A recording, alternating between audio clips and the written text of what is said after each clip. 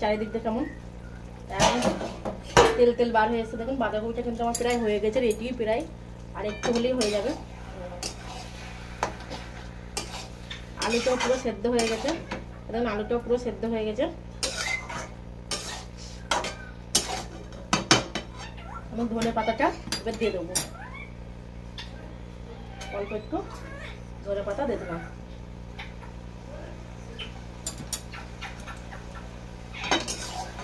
আবার নেড়ে চেড়ে নিলাম।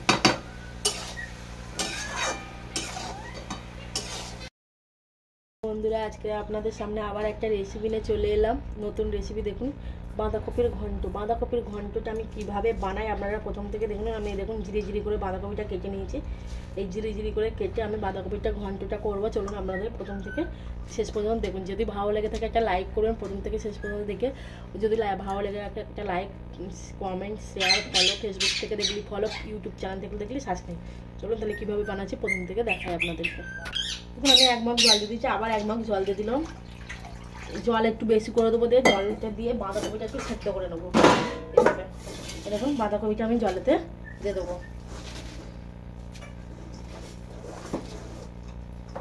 বেশি করে জলটা দিলাম, একটু হালকা ভাপিয়ে নেবো বেশি করে জলেতে দিয়ে দিলাম।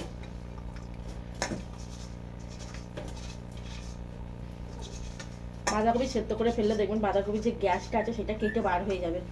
কেটে যাওয়ার জন্য আমি দিয়ে দিলাম। আমি 10 মিনিট মতন ঢাকা দেবো। চলুন 10 মিনিট ঢাকাতে রাখবো। দেখুন টমেটো মশলাটা আমি পেস্ট করে নেবো। কাঁচা লঙ্কা, অল্প একটু আদা, কাঁচা লঙ্কা, টমেটো আর আদা, আমি এই মশলাটাকে চলুন পেস্ট করে নেবো। দেখুন মশলাটা আছে, কাঁচা লঙ্কা, আদা, টমেটো দিয়ে আমি এটা পেস্ট করে নেব। মশলাটা পেস্ট করা হয়ে গেছে। দেখুন কাঁচা লঙ্কা, আদা আর টমেটো, চলুন এই মশলাটা আমি দিয়ে দেবো বাঁধাকপির ঘন্ট। দেখুন 10 মিনিট আমার হয়ে গেছে, আমি ঢাকাটা খুলবো। এই দেখুন বাঁধাকপিটা সেদ্ধ হয়ে উঠেছে, পুরো সেদ্ধ হয়ে গেছে দেখছেন। এবার আমি গ্যাসটাকে অফ করে বাঁধাকপির জলটাকে ঝরে দেবো। বাঁধাকপির জলটা দেখুন বাঁধাকপির জলটাকে আমি ঝরে নিয়েছি। এবার আমি কড়াইটা গ্যাসে বসে দেবো। চলুন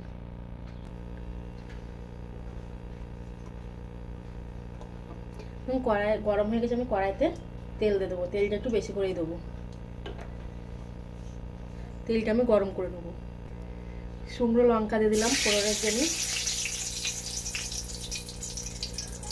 গোটা গরম মশলা, তেজপাতা, 5 ফোড়ন। এবার আলুগুলো দিয়ে দেবো, আলুগুলো দিয়ে দেবো। আলুগুলো দেখুন আমি মোটা মোটা করে কেটে নিয়েছি। আমি কপির ঘন্টর জন্য, বাঁধাকপির ঘন্টর জন্য মোটা মোটা করে আলুগুলো লাগবে।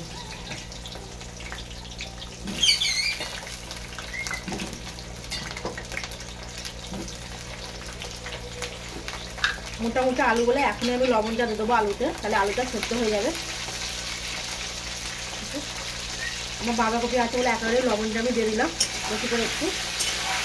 দেখুন আলুটাকে এই লবণের সাথে আমি ভেজে নেব। 5 মিনিট 10 মিনিট 5-10 মিনিট আমি ঢাকা দেবো। আলুটাও ভাজা হবে, তো 10 মিনিট ঢাকা দিলাম। দেখুন 10 মিনিট আমার হয়ে গেছে, ঢাকাটা আমি খুলবো। এবার আলুটা ভাজা ভাজা হয়ে গেছে। দেখুন আলুটা ভাজা ভাজা হয়ে গেছে, আলুটা আমার হালকা সেদ্ধ হয়েছে। দেখুন সেদ্ধ হয়ে গেছে।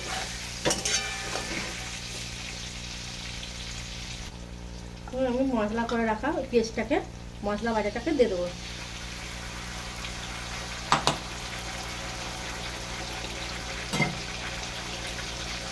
দেখুন এই মশলা ধোয়া জলটাকেও দিয়ে দিলাম। আমি এটাকে ভালো করে একদম কষে নেবো। টমেটো আর আদা লঙ্কার কাঁচা গন্ধটাকে এইভাবে কষে নেবো।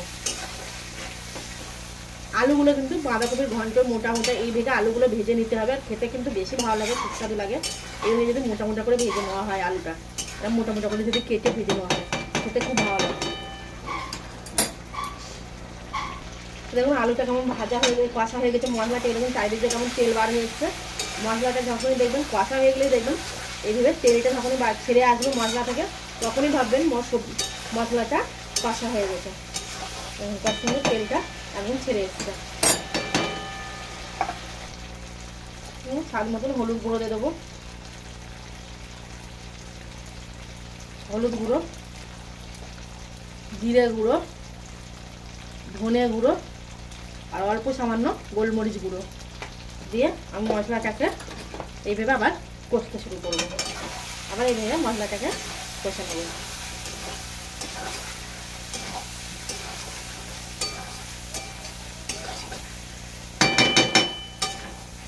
মশলাটা কষানো হয়ে গেছে, আমি এবার বাঁধাকপি সেদ্ধ করা বাঁধাকপিটা দিয়ে দেবো। আমি কিন্তু জল একদমই ব্যবহার করব না, কেন কষে কষে এটাকে করতে হবে। আমি জল দেবো না, ঘন্টতে এক ফোঁটাই জল দেবো না। এটা নিরামিষ বাঁধাকপির ঘন্ট। একবার হলেও বাড়িতে এইভাবে নিরামিষ বাঁধাকপির ঘন্টতে একবার হলেও বাড়িতে এইভাবে বানিয়ে খাবেন, দেখবেন খেতে খুব সুস্বাদু লাগে।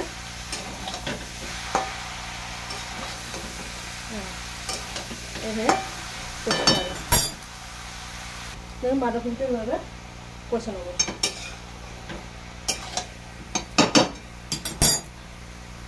এদিন ওপর দিয়ে কড়াইশুঁড়িটা আমি দিয়ে দেবো, আবার কষে নেবো খানিকক্ষণ। আবার এইভাবে নেড়ে ছেড়ে দেবো।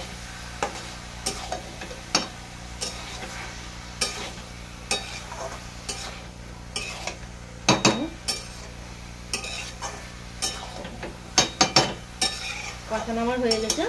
আমি হালকা, কেননা আমি জল দেবো না, হালকা আঁচে আমি এটাকে হতে দেবো। হালকা করে আঁচ দেবো, যে 5 মিনিট মতন ঢাকাতে রাখবো। 5 মিনিট ঢাকাতে রাখবো, চলো হালকা আঁচ দিয়ে পুরো ধিমে আছে আমি 5 মিনিট ঢাকাতে রাখবো।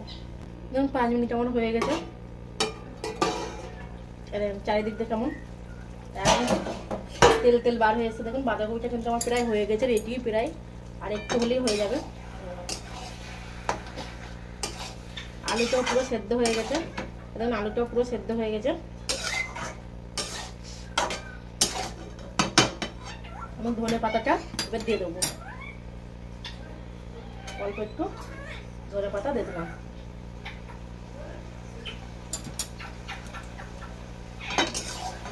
আবার নেড়ে চেড়ে নিলাম।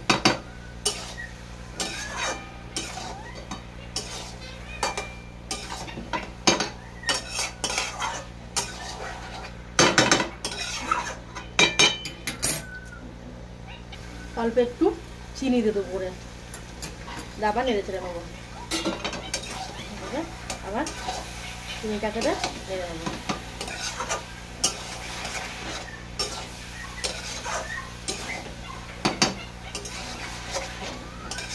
আবার এইভাবে দেখুন আমি কিন্তু একটুও নিরামিষ বাঁধাকপির ঘন্ট করলাম, কিন্তু একটু দিলাম না, জল দিলাম না, কিন্তু নিরামিষ বাঁধাকপির ঘন্ট আমার হাতে হাতে আমার বাঁধাকপির ঘন্টটা আমার হয়ে গেছে।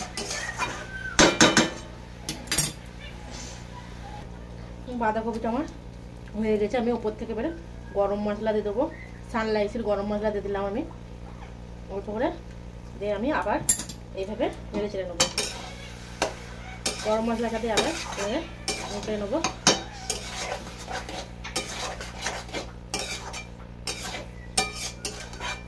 দিয়ে আমি ঘিটা দিয়ে দেবো।